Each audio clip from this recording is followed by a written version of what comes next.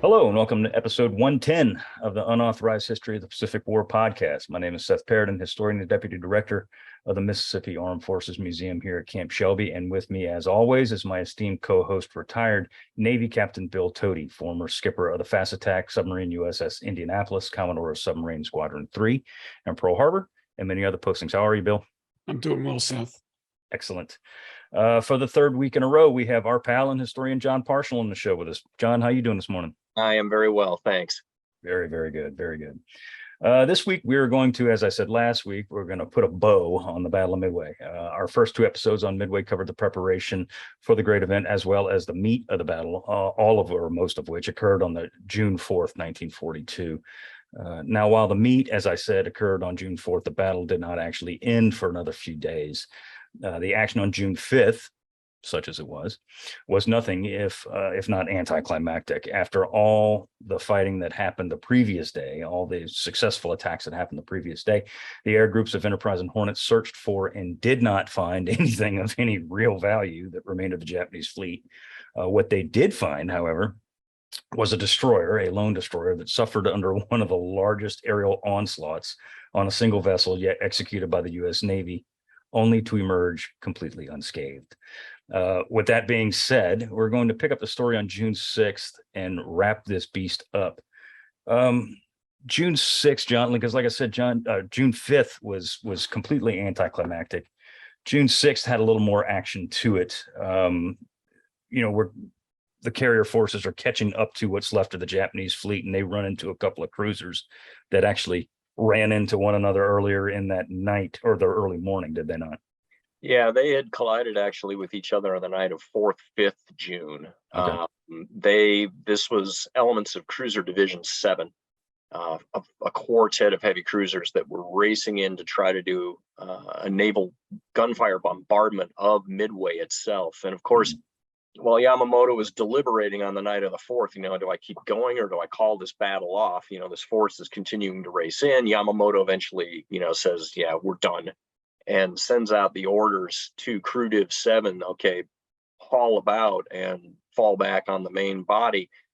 In the process of doing that, they sight a submarine. They initiate emergency evasive maneuvers, and two of the cruisers, Mikuma and Mogami, go crunch. Yeah. And the result is the Mogami is very heavily damaged. Her bow is, bent like at a 90-degree angle. But crucially, too, Mikuma is gashed in her oil tanks along the side, and so she's leaking oil and leaving a trail behind this pair of damaged cruisers as they're trying to limp out of the battle area. And lo and behold, on the 6th, they get found. Yeah, it's kind of like breadcrumbs going to grandma's house there, isn't it? It's right. Yeah, the Enterprise SPDs and Yorktown's mixed in with them, of course, and then the Hornet SPDs. This is when Hornet actually gets in a couple of licks, really, on the battle. Yeah, and they really just torched Mikuma. I mean, if you look at the pictures, and there's some very, very brief footage of the ship burning, shot by Cleo Dobson's SPD as they're pulling away. Actually, they flew out later to go find it again. It's a mess. Yeah. Well, the crucial decisions at this point, after this collision, Mogami's damage control officer realizes that he's got a time bomb, in essence, and that he's got, these huge Type 93 Long Lance torpedoes, loaded in their tubes. And they have very minimal protection around those tubes. And if, as seems likely, we're going to be on the receiving end of an air attack, I'm going to get rid of these damned things. So he jettisons Mogami's torpedoes. Mikuma makes the decision, no, we're not going to jettison ours. And yes, when those air attacks come in on the 6th and they hit Mikuma, some of those torpedoes detonate. And these are 1-ton warheads. I mean, they're just, it's an enormous, actually it's half a ton, but it's a big kaboom. And there's a lot of— It's the biggest torpedo in the world. Yeah, it's the biggest torp in the world. And so, it makes a mess of Mikuma and opens up her seams on her bottom. I mean, these are big, big explosions. Yeah, I mean, if you look, and this is one of the, we often forget when we're talking about a naval battle, specifically a carrier battle, that there are human beings involved Yes. we're talking about pilots, and we talk about, Dusty Cleese and Tominaga and people like that, but they're human beings that man these vessels. And if you look at the imagery of Mikuma after the SBD attack, you can see the Japanese sailors on the stern of the ship. And I mean, Yes. and highly unlikely they survived. Very few of them are going to survive, because what ends up happening during the midst of the final air attack, there's a pair of destroyers that are moving in to try to take survivors off of Mikuma. And because of the air attack, they have to skedaddle. And so again, yeah, you can see in those photographs, there are also guys that have shimmied down lines that are in the water, bobbing around alongside her stern as well. All those guys are going to die. Mikuma has a crew, off the top of my head, it's an 888 man crew. 700, some of those gentlemen are gonna perish. The Americans are only going to pull out 3 of them alive from the water in the subsequent days. It's really, really grim. And in an amazing parallel, there's 888 sailors killed when Indianapolis is sunk, 3 years later. But that's the precise number. These cruisers, and this kind of presages a loss that we're going to talk about later on the American side, where sailors in the water are also killed when something bad happens. But I don't want to jump ahead too far. Well, we could. That's a good segue into what we want to talk about. Actually, is Yorktown. So Yorktown is hit multiple times on the 4th. First by a dive bomber strike, and then she's hit by Hiryu's torpedo strike, and she goes dead in the water, and she lists, and she's abandoned. However, she doesn't sink. And this is kind of a character. She's abandoned, though. The damage control done on that carrier is absolutely remarkable. It's unbelievable. There's a period of time when they got the engines restored, and they were making 20 knots, right? Yeah. She was able to keep pace with the rest of the American fleet after the dive bombing attack. And this is when she was repaired after Coral Sea in Pearl Harbor, the remarkable repair where Nimitz came aboard and said, you have 72 hours or something like that to get her underway. Her superheaters and her boilers were not repaired. So she's got just standard boilers without the superheaters, which really allow her to kick it into high gear and go flank speed. So that's one of the repairs that was not conducted in order to get her underway for the Battle of Midway. And she's still able to get her engines back up, her boilers back up to the point where she's making 20 knots after the dive bombing attack. Yeah. And I mean, when she's hit by the torpedo plane attack, John, you said this in the last episode, they think they're hitting an undamaged carrier. That's correct. Yeah. In fact, they think they don't think this is the Yorktown because they think they sunk it in Coral Sea. That's correct. Yeah, it really is not until that final torpedo attack on June 4th that they put paid to her. So she then drifts. We're trying to bring a tug in to haul her out of the battlefield. I believe that's the Vireo.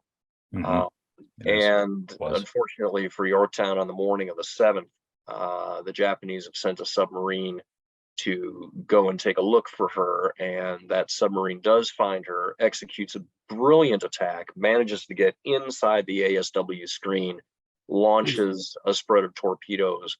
One of them hits the destroyer Hammond and just blows her in two, sinks her almost immediately, and then Yorktown is hit as well, and that's the end. That's the coup de grace. Yeah, the thing that I find Yorktown, interesting, the shore screen was put around the ships as Hammond's trying to assist Yorktown with damage control, specifically to prevent, and I think it was I-168, I think was the submarine, specifically to prevent this from happening. Our ASW wasn't very good in those days.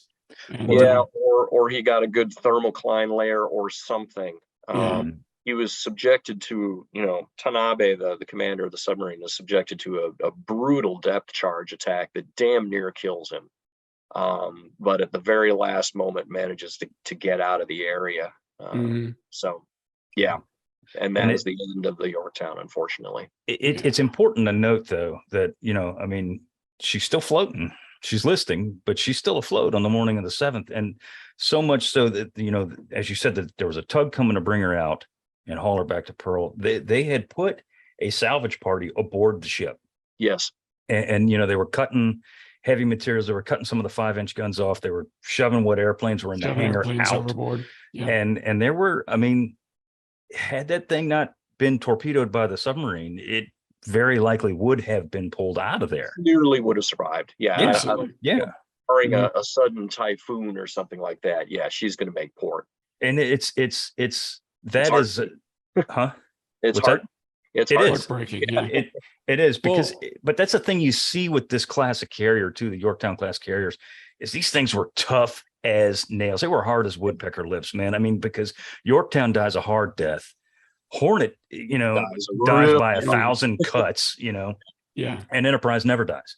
Right. And it's just, I mean, these things were built to last, man. I mean, these are the Maytag washers of the aircraft carriers of World War II. Yorktown, when it was doing those final combat air patrols, every time they saw incoming aircraft, they would neutralize their gasoline lines with carbon dioxide because they were afraid of fire spreading, which is exactly what happened on the Japanese side during this battle. Yep. And so many of their comp cap airplanes took off with like 50 gallons of gasoline in their tanks because they couldn't fully fuel them.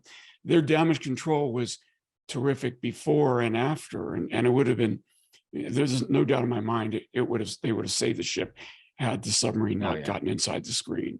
Yep. And the skipper of the Yorktown at this point is watching all of this unfold from, as I recall, USS Astoria, which would play a big role later in the Guadalcanal Battle of Savo Island. But nasty. Right. Which, you got to wonder, and again, we don't try not to do what ifs, but you got to wonder, had Yorktown survived, how that would, I mean, she would have been in the yard for a long time. Let's be real. I mean, this is June. She'd have probably been in the yard at least. There was damage they still had to fix from when it was in Pearl Harbor after Coral Sea, right? But it's plausible that she could have, with round the clock work, she could have possibly made it back out there in October, maybe, but probably by November. And I mean, that weight of that could have made things a hell of a lot different around the seas of Guadalcanal. Of course, it didn't, but it could. On the same note, of course, one can say that if Yamaguchi had maneuvered Hiryu in a more rational manner, the Japanese could have preserved her for action in those campaigns as well. But there's what ifs on both sides. Yeah. Anyway, well, let's talk about the end. The battle's over. Okay, when Yorktown goes down, that's it. It's it. The battle is done. Everybody, all right, party's over. Let's go home. Everybody Admiral goes home. Fletcher is watching from which ship at this point? He's on Astoria. He shifted the flag to Astoria as well, right? Yeah. Okay. Early when they abandoned, he was on Asti and he stayed there. The Spruance, there's a perception that Spruance won the battle, and yet Fletcher was in overall command. Why does that hang around still to this day? I mean, I have my own opinions, but I want to hear what you guys got to say. I think it hangs around because Spruance is enshrined in Samuel Eliot Morrison's histories, which are the most important histories on the war when they emerge and remain that way for 20, 30, 40 years, I would say. Morrison did not like Fletcher. Was complicit, I think, in helping to sort of ruin Fletcher's reputation. And since Spruance was in command of the carriers that end up doing the bulk of the damage later on in the battle, he ends up walking away looking like as the victor. Yeah. Well, King didn't like Fletcher either, right? King did not like Fletcher. Yeah. I mean, I have a fair number of things to say about that. The person that has the most things to say, of course, is John Lundstrom. And you'll get to that, of course, in the aftermath of the Battle of Eastern Solomons later on. But and the fact too that Spruance plays such a prominent part in the remainder of the war. It just seems natural. Well, of course, he won Midway because he's in command of Fifth Fleet. Yeah, Fifth Fleet. This is his ascension. Right. Exactly. Yeah. But in truth, Fletcher made a number of the important decisions early in the battle. And Fletcher was a very self-effacing, modest kind of guy. It was perfectly conceivable that with Yorktown having been knocked out, he would raise his flag in Astoria and hustle over to Task Force 16 and Resume command. absolutely, go Absolutely. aboard Yep. the Enterprise, raise his flag there, and say, I'm in charge now. Mm. But instead, when Spruance reaches out to Fletcher and says, what are your orders? Fletcher realizes that Spruance has got this thing under control, and he radios back, I have no instructions. I will conform to your movements, which is an incredibly unegotistical thing for an admiral to do. But that shows you a little bit about what Fletcher was like as a person. Mhm. And he was a 3-star at this point, right? And Spruance was a 2-star. So that is very remarkable. Yeah, very gracious. Fletcher kind of gets shoved to the back alley too. He sees, of course, he sees action at Guadalcanal, and people wrongly, in my opinion, and we'll get to this when we get to Guadalcanal in future episodes, or the season on Guadalcanal, really. He's wrongly pinned on he's the scapegoat for the Navy, right, pulling out, and it wasn't his fault, man. No, he was ordered to get the hell out of there. So, and this is forward projecting, but really the bad guy, in my opinion, is Richmond Kelly Turner. There never would have been any kerfuffle about Fletcher withdrawing when he did, if Turner hadn't gotten his own command blown out of the water at the Battle of Savo Island. But that is neither here nor there. Let us stay with Midway. Yeah, let's do that. My violent loathing for Turner will be suppressed briefly. Anyway, Nimitz, I think, on the Spruance matter, and Spruance plays into Mitcher as well, of course. The Nimitz takes Spruance as his deputy. Yes. Following Midway, right? So there was the interplay between King looking for an excuse to bury Fletcher and Nimitz looking for an opportunity to elevate Spruance. And I think those played hand in glove with the narrative and how it would evolve over time. And of course, Spruance later, really, doing great work as the commander of Fifth Fleet, added to his legacy. I just think all of those interplay with Spruance's ascension, and Fletcher being forgotten to history as it pertains to Midway. And of course, Halsey put his trust in Spruance when Halsey got sick and couldn't partake in the Battle of Midway as well. So all of these factors, I think, play. Yeah, they all line up. And add to Spruance's credibility as we evolve into the Mitcher story, which you were just about to introduce. So Mitcher is CEO of Hornet. He's commanding officer of Hornet. His CAG is a gentleman that we talked about in the last 2 episodes, Stanhope Ring. And Ring, of course, leads the infamous flight to nowhere, where Hornet, he takes all of Hornet's SPDs, all that heavy weight, that killing power that McCluskey unleashes on Kido Butai. Ring takes him out, on a joyride to Midway Island, to the west. And then when he gets back, and Mitcher writes his AAR after the event, there is a very definite cover-up. He absolutely. Okay, envision this conversation, if you will. Mark comes down to the flight deck. Stan, where are you going to fly to this morning? I'm not telling you, Mark. I'll tell you when I get back. Exactly. Okay, cool. Never happened. No. Mark Mitcher knew exactly where that air group was going. I'm going to look for that missing air group of 2 carriers that couldn't possibly be with the 2 that we already know about. Right. That's what's going on there. And honestly, the kernel for that screw up, again, as we mentioned, is contained in Nimitz's operational plan, which posits that there are going to be 2 Japanese carrier group operating. So, but Mitcher is making this leap of faith that, well, because I know that they're going to be operating in 2 groups, I will go and look for that second group, which has yet to be detected. And, he's swinging for the fences. And Trent Hone makes the case that this is the kind of an error that Nimitz is willing to forgive because Mitcher is being aggressive. And okay, I buy that. He's not bunting, he's swinging. He's swinging, and the fact that he is not apprising his senior officer of his intent to swing is not okay. That's right, absolutely. So, I'm not conforming to your directions, to your movements, Admiral Spruance. I'm going to go my way because I think I know better than you, because you're not an aviator. You're not an aviator, and I am, and I don't want to take orders from a bunch of black shoes. Anyway, as you say, Seth, there's a definite cover up, and this is Big time. explicitly noted. Well, not explicitly, but Spruance makes the comment on his own action report that if you are interested in, if you've got the Enterprise report and the Hornet report to pick from as to where your facts are coming from, you should choose Enterprise report. Yeah. And basically he's accusing him of not telling the truth. Yeah, without saying those words. Do we know of any other instance in World War II, United States naval history, where something of this magnitude occurs? Where somebody, it's a blatant cover up, the boss knows about it, and yet the dude is still there. Yeah. I can't think of it. Wait, I can't think of it.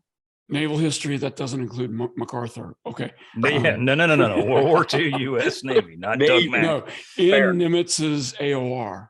Yeah. I don't know of any. Well, and so this raises a really interesting sort of question, because Craig Simons actually made this point just this weekend down at the Nimitz Museum at the symposium, that after the battle, Spruance comes back to Hawaii. He's now Nimitz's number 2. These guys spend a lot of time together. They take long walks in the afternoon on They're both walkers and swimmers.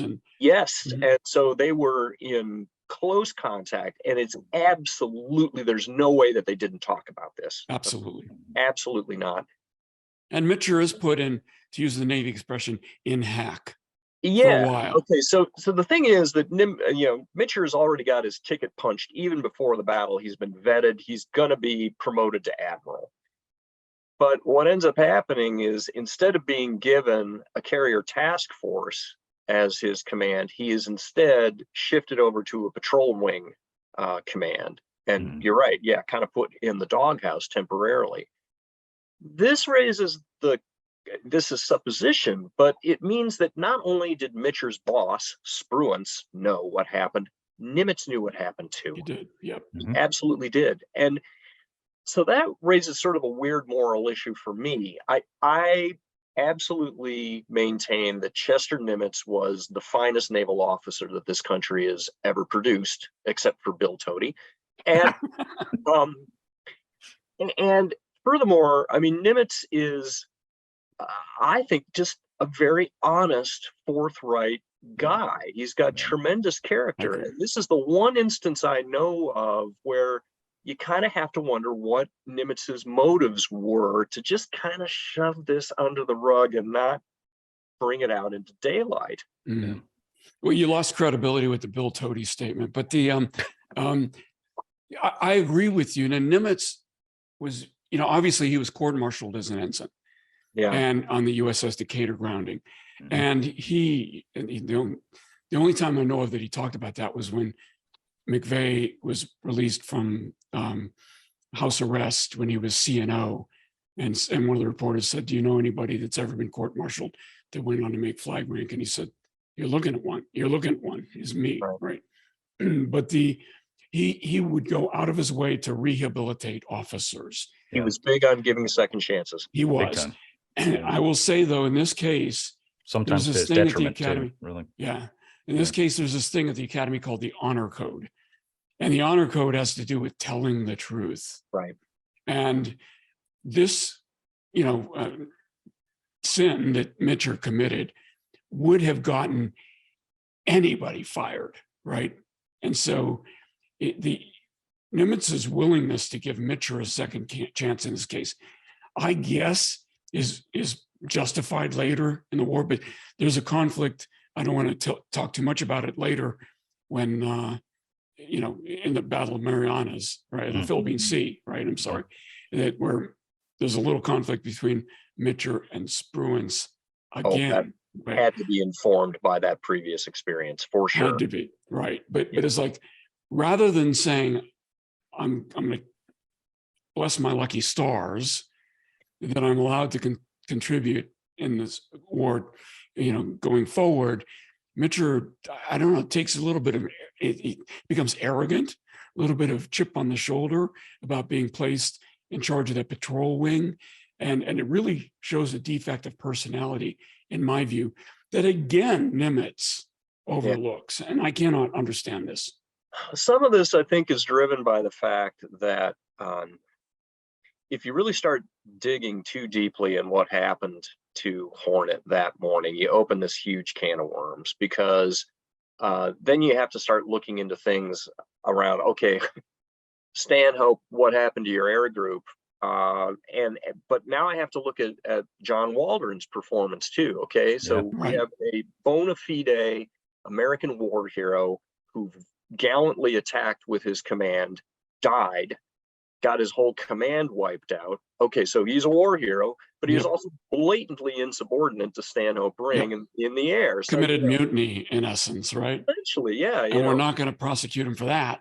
No. He's a hero. So, it starts getting really messy, and I kind of feel like Nimitz just didn't want to open that can of worms, did not want to display the dirty laundry that underlay what was a much needed victory in the midst of a really bad season of Allied defeat. So, that may have played into. And Nimitz had profoundly advanced political instincts. Yes. And his willingness to put up with MacArthur's, excesses is an example. He could have been very, provocative with the president about the lies that MacArthur was telling. But he figured, which is the worst sin, correcting that and potentially, slowing down the progress of the war, right, or letting it ride. And he time and time again let these kinds of excesses ride. And I guess this is a much lower level sin than what those that were being committed by MacArthur. Right. So I guess that he willingly let this one ride too. Yeah. In any case, an interesting time. You talk about Midway being a much needed victory, and I mean, let's be perfectly honest, it absolutely, without a doubt, certainly was. The first 6 months of the war are scattershot with disaster after disaster. There's a few rays of sunshine here and there, but even there, they're immediately clouded up by, crap.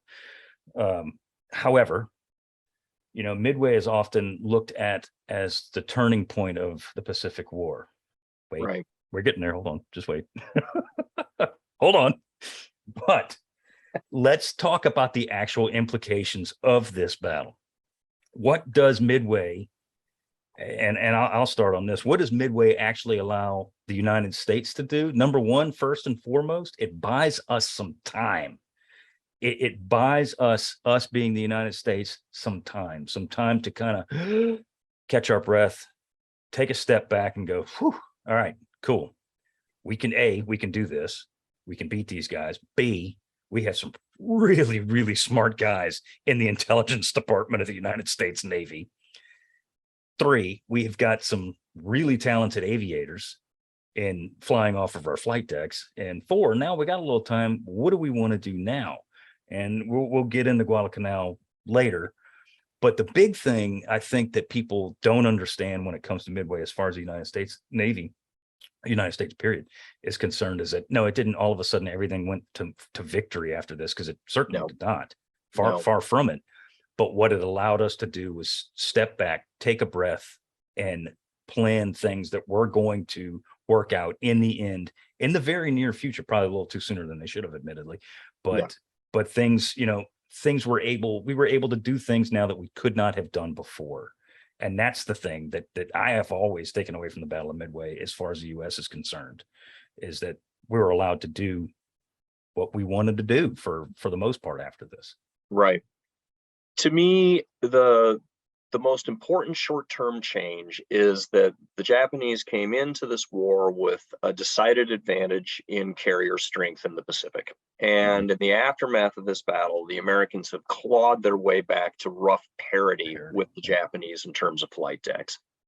And, we live in this world where for the past 80 years, the U.S. Navy has had just sort of this unchallengeable writ of naval supremacy on the world's oceans. That was not the case in the Pacific. And in the dark days of early 1942, just being able to claw back to parity. That doesn't sound very exciting, but it was damned exciting in that context. And you're right, it allows us to take a breather, and it allows us to get out of this sort of defensive crouch that we've been in for the first 6 months and begin thinking about how we want to prosecute the war. Yeah.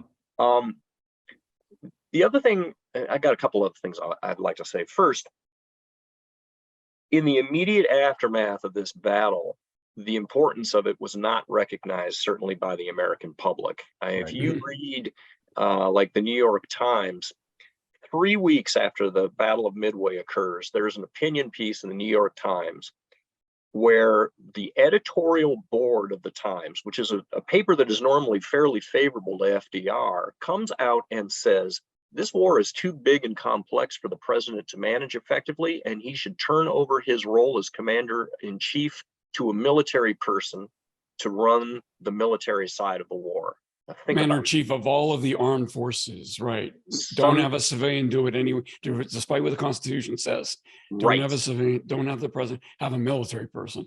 Bingo. And didn't somebody suggest it should be MacArthur? That's not in the opinion piece, and I can't imagine that the New York Times would have advocated for that. But there it is. So, and the other thing is that there's another opinion piece about a week before that, also in the Times, that well, we barely managed to beat the Japanese off at Midway, but they're going to be back and they'll be stronger the next time they return. So, for the man and woman on the street at this point in time, it's like, okay, well, that's great, but everything in the rest of the world is still going to hell in a handbasket. The victory was not yet viewed in the same way that we view it now at 80 years remove. For sure. And most of them aren't, truthfully. I mean, truth be told. It takes a while to sort of synthesize that. Yeah, it's got to marinate for a while, Yeah. The other thing I would say, if we start getting into the import of the battle, one of the things that strikes me about the Pacific War up until this point is how episodic it is in nature for the Americans. That, we've had a number of naval battles at this point. We've done some carrier raids around the perimeter. But there's no point in the Pacific at this point that we are in day-to-day contact with the Japanese. That was the episodic nature of the war was good for us in the beginning. It's starting to become bad for us now because the productive spigots are turning on back in the States. And if you are the larger, heavier, stronger opponent in the long term, the way this war is going to end is we're going to have to shift it into an attritional mode of combat. Exactly. We have to begin grinding up Japan's military so that we can eventually either get our air force adjacent to the home islands and bomb it into ruins, or we are going to physically invade and occupy Japan.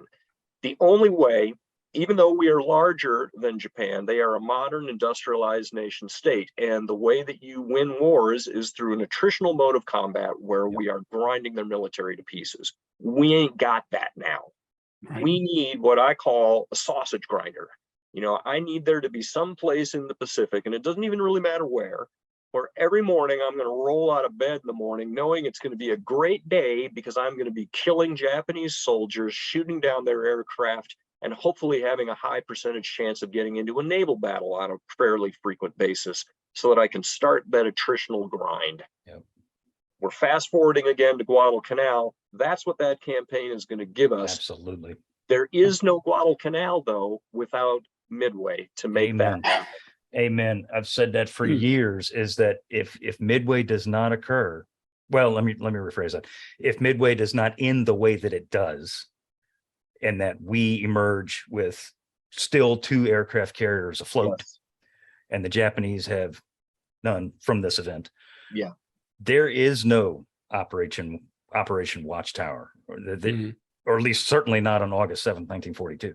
Correct. There's no way in hell that the United States is going to take that kind of a risk, knowing that, we got pounded off the island of Midway and we lost, 2, 3, whatever the hell, may have been lost. There's absolutely no way that the march towards Japan starts in August of 42. It may start the following year. Maybe. But it's not happening. To anticipate. Yeah, it's not happening. That is an interesting strategic view, John. And I got to say that I hadn't thought of it that way until you just suggested it. And That's I agree true. with you 100%. Yeah. If I take a grand strategic view, I would pose that the battle had a greater impact on the outcome of the Pacific War by affecting someone who wasn't even there. And if I can play back, remember that when Nimitz was selected to be the Pacific Fleet commander, he wasn't Singh-Poa yet at this point, I don't think.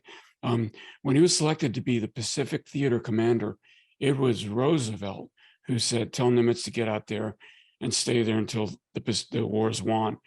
If Knox, the Secretary of the Navy, had selected the guy to go out there, I'm not sure who would have selected Nimitz. And King was kind of cautiously optimistic, but still considered Nimitz a fixer and wasn't sure he was the right guy for the long term. And Nimitz saw this and said to his wife, I'm not sure I'm going to last 6 months. After Midway, I think everybody viewed Nimitz differently.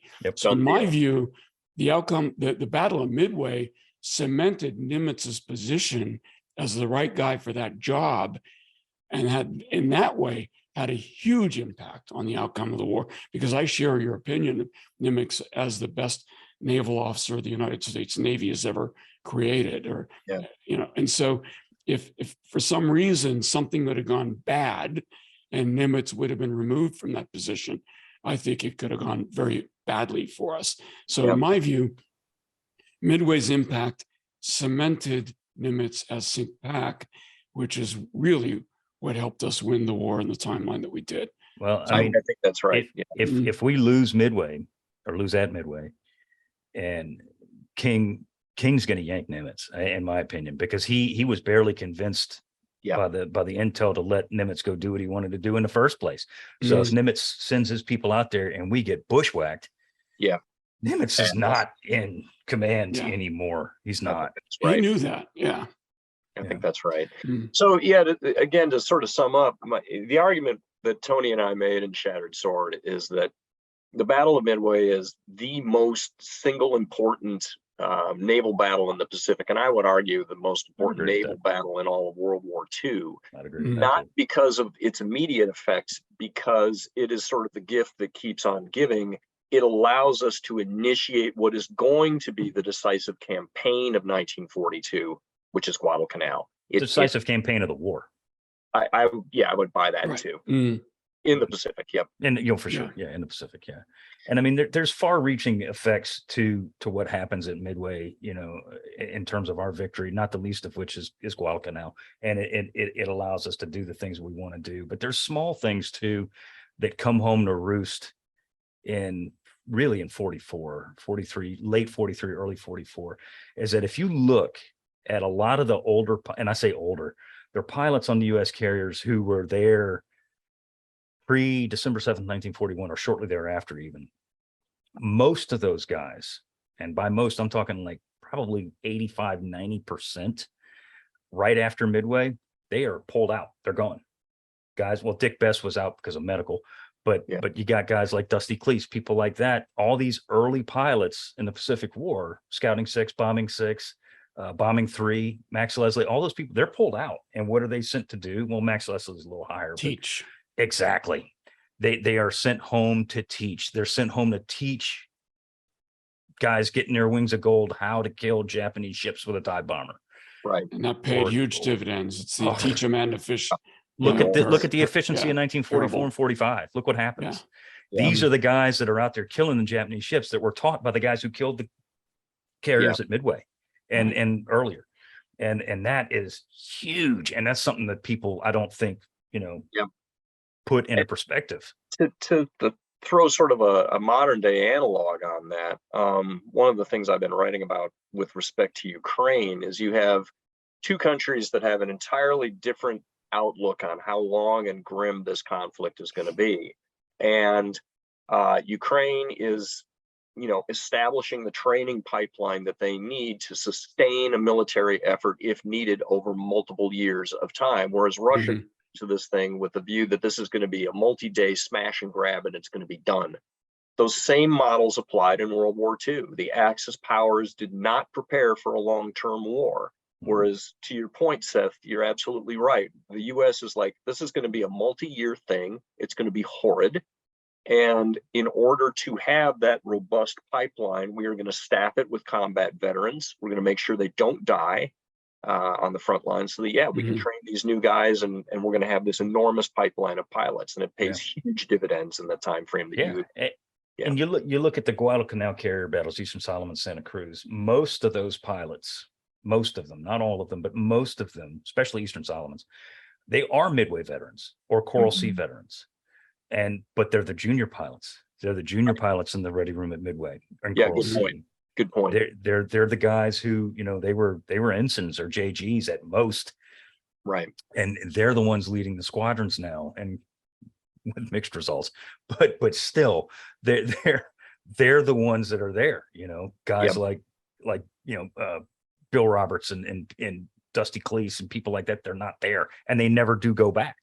Right. Well, most of them, not all of them, but most of them. But and then you see at Santa Cruz, you start to see some of those Coral Sea veterans start to reappear.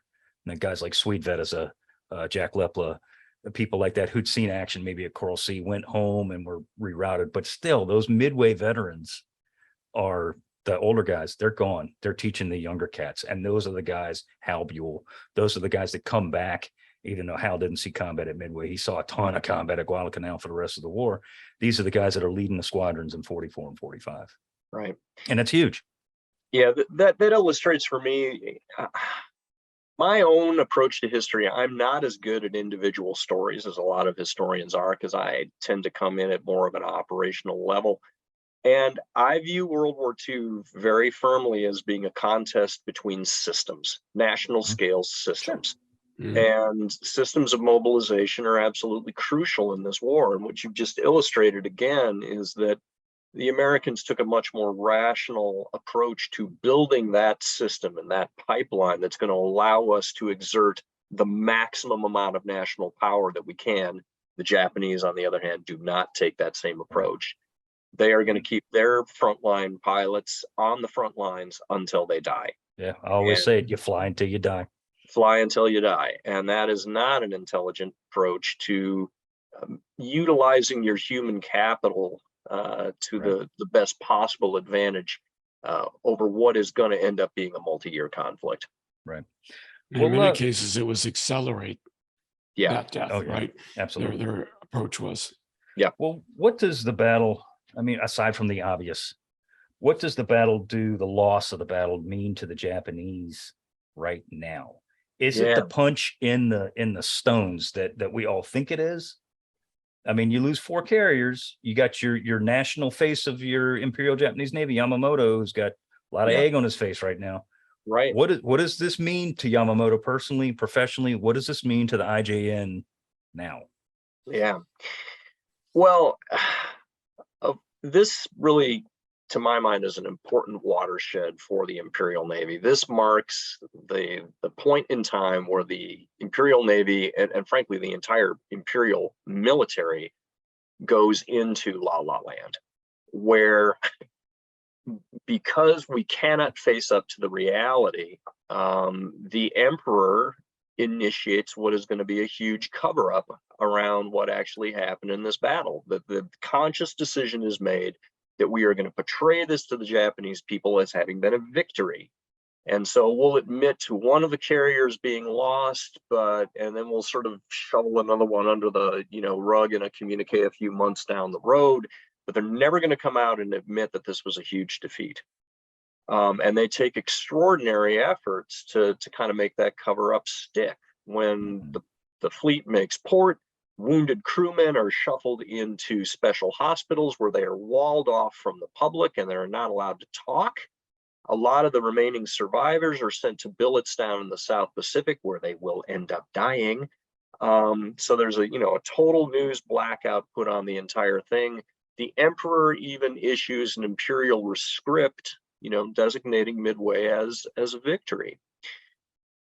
That means that in terms of command personnel, you mentioned Yamamoto. Well, if this is a great victory, I can't very well cashier Yamamoto because this is a dude that spends a lot of his time answering fan mail from school children. Right. If this guy is suddenly cashiered, there are going to be people asking questions. I thought you told me this was a victory.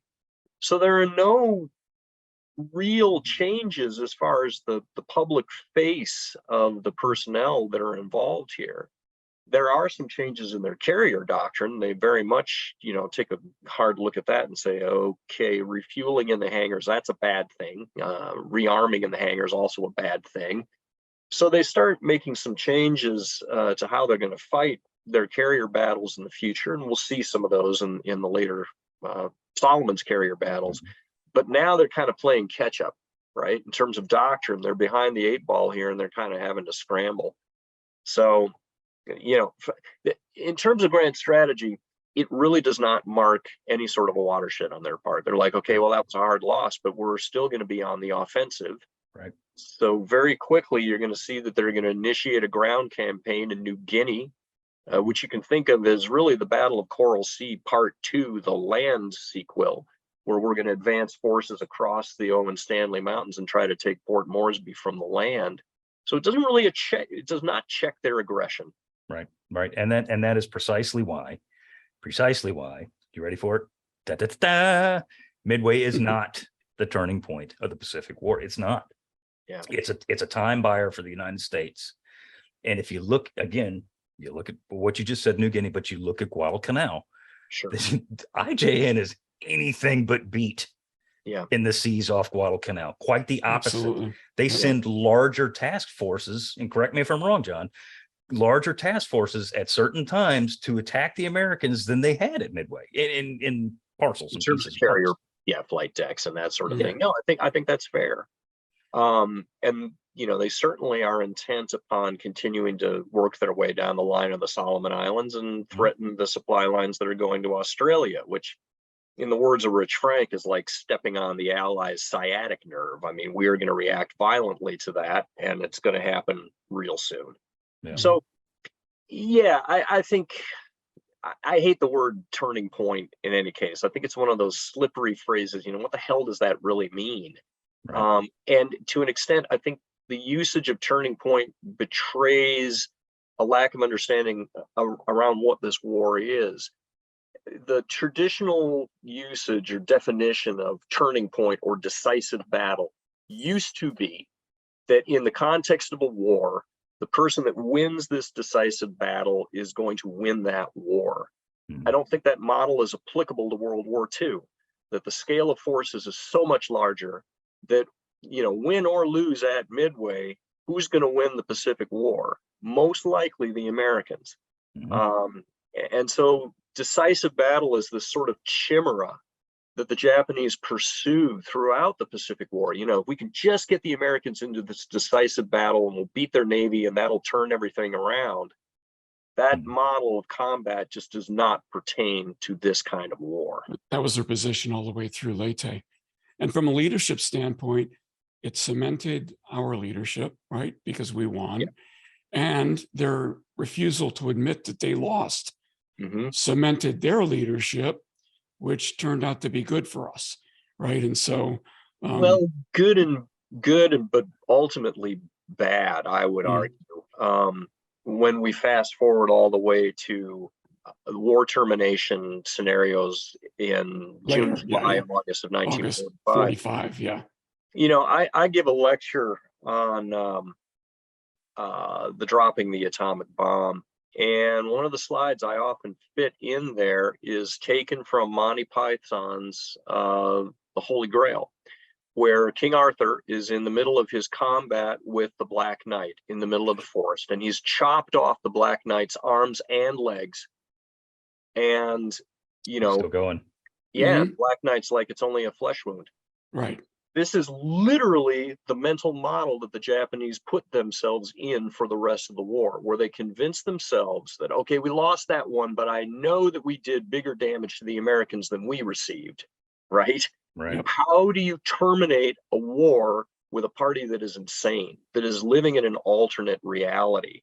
that starts becoming a real issue as we go later on in this war. And It's the again, same thing in Europe too. Ukraine and thing in Russia right now. It's an apt point as well, right? With the Russians. And the truth is that it's always the losers that pick the time when the war is over.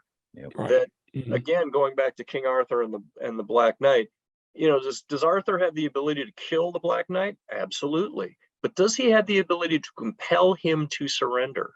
I can't think of any mechanism whereby he does. No. So, yeah. By the way, Monty Python has plenty of opportunities in relevance as it pertains to modern warfare. So I would have picked the same scene of that movie to make that point. I'll bite your legs off. Yeah. So, going back to the Japanese, what we're going to see ongoing here is the Japanese are going to lie and lie to themselves about the level of casualties and attrition that they are inflicting on the Americans ongoing. That in their world, they can't imagine a scenario wherein we're not inflicting losses of 3 or 4 to 1 every time we go into combat against the Americans. And it kills them from a standpoint of being able to make rational, strategic decisions as we go further in the war. Yep. And I mean, it's what you see. You said with the losing party, the Nazis do the same thing. The Germans do the same thing in Europe. But it's, in my opinion, too, not only is it does that propaganda affect the military, as you just said, it also, it affects the people. It's the will of the people to fight. Right. I've made an argument that, there would have never been a popular uprising against the emperor in Japan. I don't see that ever happening. I really don't. I don't see the population of Japan saying, hey, you know what? Up yours, dude. We're coming for you. I just don't see that happening. Military uprising? No, civilian. Maybe, yeah. Civilian. I don't see a civilian doing it. Yeah. I mean, the military did. There was a coup, or there was an attempted coup. There absolutely was. Yeah. Yeah, that's an interesting. It's an interesting point. I don't know. There's no crystal ball that can give us the answer to that. But you're certainly not crazy to make that argument. Yeah, you got to keep the people fooled, man. You got to keep the people thinking that what you're doing is the good thing. Otherwise, going to be harder to get them to go to war. Yeah. Although I do think, and again, this is fast forwarding to the end of the war, I do think that there were demonstrable signs that not only Japanese civilian morale, but military morale was beginning to crack. Absolutely.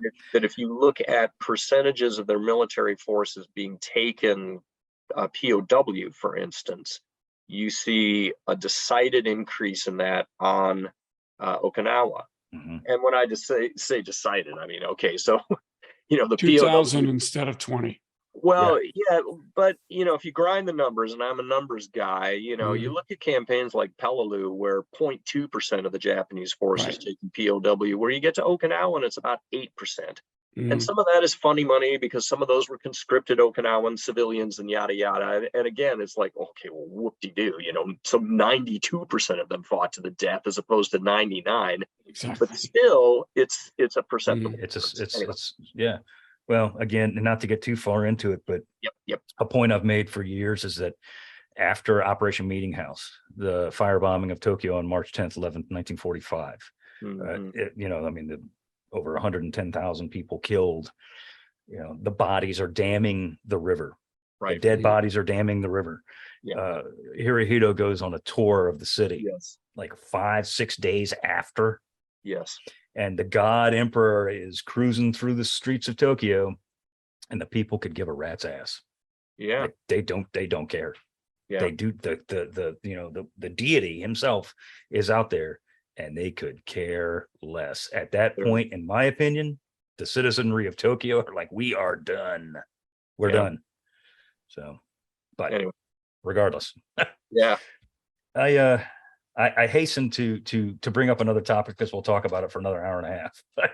But I think we've put a nice, neat little bow on this titanic struggle. It really was, I'm not sure you can put a bow on the Battle of Midway, but it's there's so much you could talk about, and doing it in 3 episodes is a lot to do. But even doing that, we left a lot of stuff out.